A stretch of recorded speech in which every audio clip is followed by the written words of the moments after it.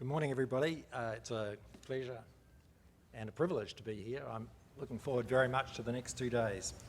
I think this is a very timely event, and as you've heard from the speakers already, there are a lot of governments around the world, including those here in the United States, that have financial management issues which need addressing. I'm going to step back a little bit from that directly, and I'm going to talk about what could in some ways be regarded as government accounting 101, forgive me for that. And I'm going to talk about decisions that governments make and the role of net worth and impact on net worth on that decision-making process. Professor Holder started by talking about the importance of information and decisions. That's really what I'm talking about, and in particular the importance of information around the net worth of governments and the change in net worth that's brought about by different sorts of decisions. So maybe a place to start is, well, what do we mean by net worth? Pretty straightforward. Total assets, these total liabilities equals net worth. Everybody knows it, pretty straightforward. I think we all understand it. Fundamentally, net worth tells you whether you're better off or worse off. If you look at your progress over time, if your net worth is going up, you're better off. If your net worth is going down, you're worse off. That applies to individuals, it applies to you and me personally, it applies to businesses, it applies to governments. Don't think it doesn't apply to governments. And the way you calculate net worth is through what, again, Professor Holder referred to as accrual accounting. Accrual accounting is the mechanism through which we calculate net worth. I think it's also important, just before we go and look at some of the decisions, because I'm not going to spend a lot of time talking about net worth specifically, it's important to remember that the accrual accounting notion and the net worth notion underpin all of the international accounting standard systems. IFRS, International Public Sector Accounting Standards, are both accrual accounting systems, as are the systems of national income accounting. The SNA system, GFS system, are accrual-based. So this is kind of what we all should be doing. There shouldn't be a debate about whether or not we do accrual accounting. It underpins economic and financial measurement in all sectors of the economy. So I just wanted to, and again, you're going to have to forgive me for this, but I'm just going to walk through a couple of very simple examples of net worth impact by comparing the cash flow position or the cash position and the accrual position when you look at a number of transactions. So first of all, what if you borrow $1 billion and put it in your bank? How's your cash position changed? Well, it's improved by $1 billion. How's your net worth position changed? Hasn't changed at all. If you invest $1 billion in financial assets, say bank stocks, what happens to your cash position? Declines by $1 billion. What happens to your accrual position? No change.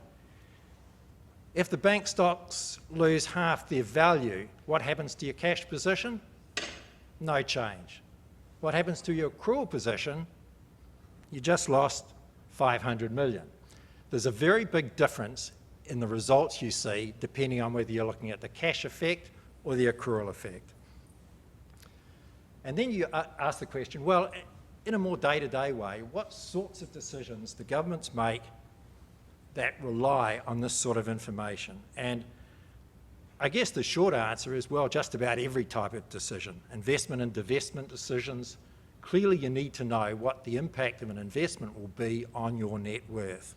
Financing decisions, risk management decisions. You need to know, for example, what are the risks associated with your holdings of commercial assets if you're a government. Production management decisions. You need to know whether to make or buy a product. In order to do that, you need to know what it would cost to make it. In order to know what it would cost to make it, you need to have the full costs of production, which include the full cost of employees, including pension costs, the full cost of capital, and so on.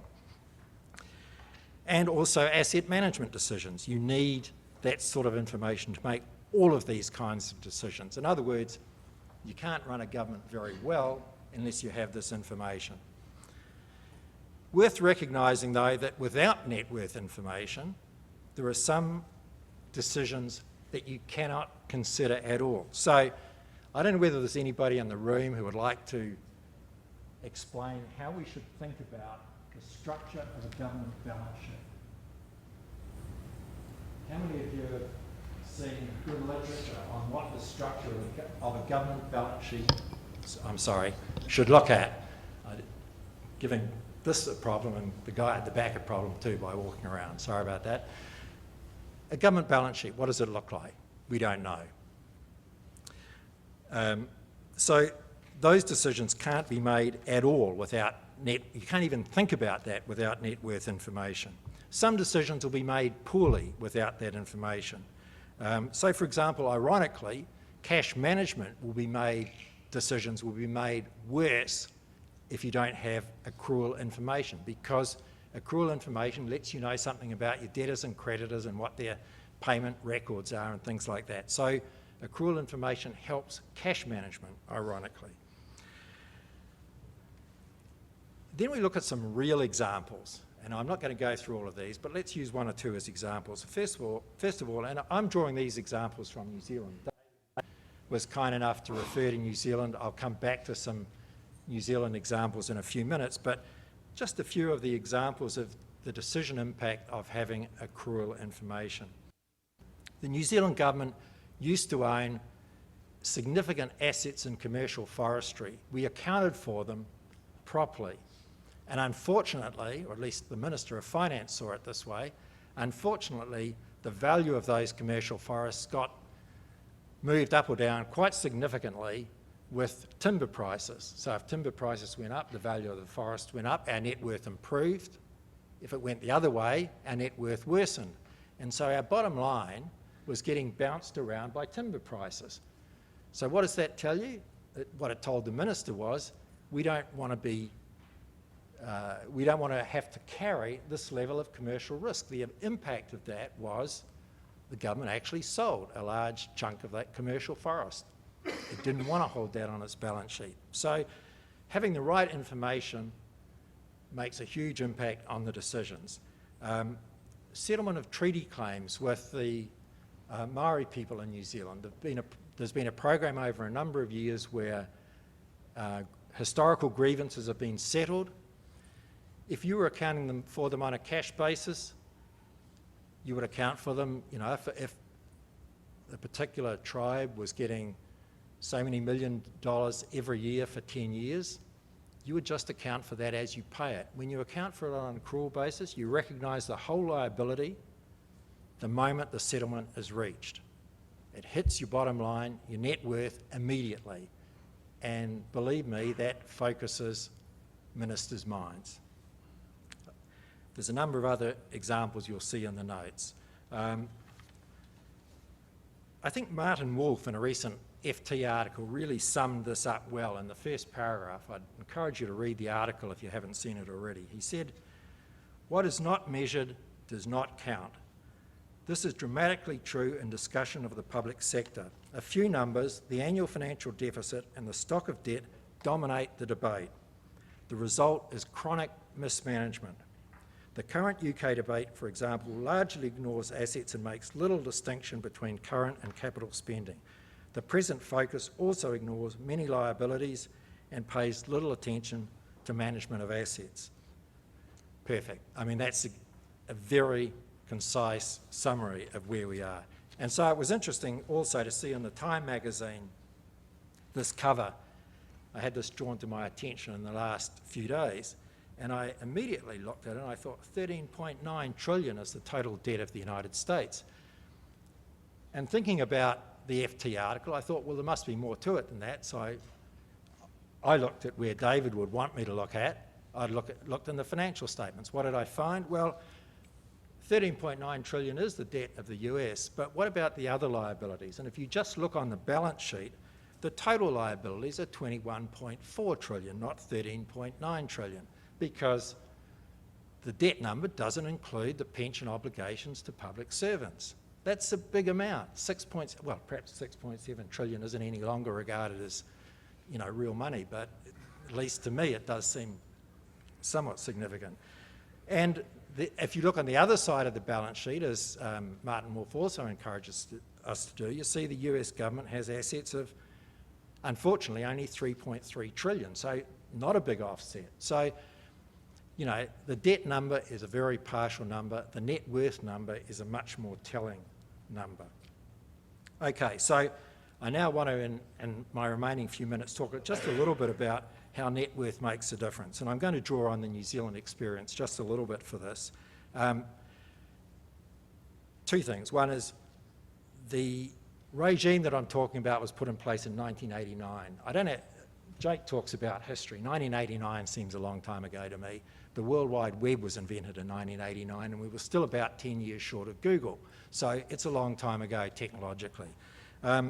But that's the year in which New Zealand moved its financial management systems to a full accrual basis. And I've also included on this slide here the cover of the latest set of financial statements from the New Zealand government, produced for the 8 months till the end of February, and you can see that they were published on the 8th of April. So this is information which is current, it's relevant, it's reliable, it's received quickly, and it's used publicly to monitor fiscal position. So how do we view fiscal position in New Zealand? Well, we're all short of time here, but the big picture at the beginning of this document tells you what some of the key numbers are. My only point here is that of those key numbers, almost all of them are accrual numbers. There's only one cash number, there are a number of accrual numbers, and what you'll see at the bottom of this chart is that the key numbers that I've highlighted are the operating balance before gains and losses, so that's your operating position in accrual terms, your operating balance, that is the bottom line for the year, and your net worth. So those are the critical fiscal numbers that are used. What is interesting about this 8-month set of statements is that you can see, if you look at cash, you see one picture. If you look at the accrual numbers, you see a very different picture. So what you see in the statement of financial position is that the bottom line is a negative number of, what do we got there, 86.984. Now, if you look, you can see that at the bottom there, highlighted. The bottom over here is the number at the end of the last year, June 2015, 92,236. So the New Zealand government in the 8 months appears to have lost about $8 billion. That's a significant amount in a New Zealand context. But what we look at, if we look at the statement of cash flows, we see in fact that the cash flows are positive, for operating cash flows are positive by about $6 billion roughly. So what you're seeing is between the cash position, $6 billion better off, that's terrific. The accrual position, about the same amount worse off. That's not good. Those two different pieces of information give you a very different picture of where the government's at and what needs to be done. So, okay, at an aggregate level, the numbers paint a very different picture and give you a very different sense of what you need to do. What's the real position? Well, it's both. The cash numbers are important. When you move to accrual accounting, you keep your cash numbers, but the number that really counts in terms of where you're at is the net worth number. So I said New Zealand introduced this system in 1989. How's it going then? Well, that's a little graph of what happened to New Zealand net worth over the period since the system was fully put in place in 1994, which is when the whole system completely operated on an accrual basis. What you can see is that the net worth steadily increased every year until 2009, 2008, 2009. I guess we can probably figure out why it worsened then. It got up to about net worth equivalent to about 56% of GDP. declined quite significantly after that for the next 3 years. Also draw your attention to the fact that it's been running a surplus. Net worth's been increasing again for 3 years now. You know, there's not a conversation in New Zealand about, you know, what we need to do and how long will it take to get back into surplus. We've been back in surplus for 3 years. And we didn't just have the global financial crisis, we had 2 major earthquakes in the city of Christchurch, which you might recall, also impacted significantly on performance in that period.